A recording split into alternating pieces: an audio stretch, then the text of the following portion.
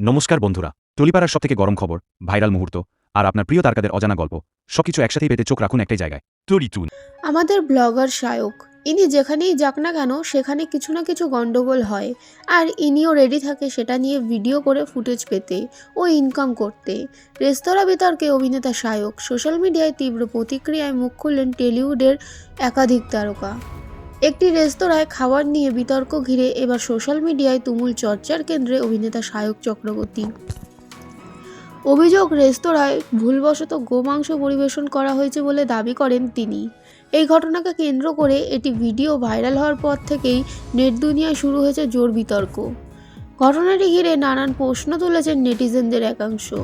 তাদের দাবি, বিষয়টি শুধুমাত্র ভুল খাবার পরিবেশন ছিল নাকি ইচ্ছাকৃতভাবে বড় আকার দেওয়া হয়েছে, তা নিয়েই তৈরি হয়েছে মতভেদ।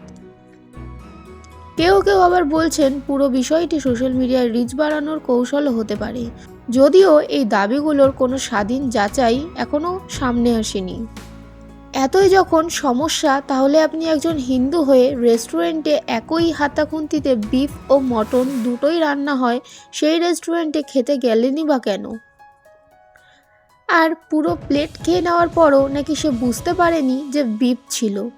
দাদাকে নাকি মটন বলে বিফ স্টেক দেওয়া হলো, না বুঝে সে সেটা পুরো চেটেপুটে খেয়েও নিল।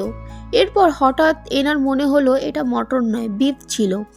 বর্তমান যুগে এতটা ইনোসেন্ট লোক আমি আর আগে দেখিনি।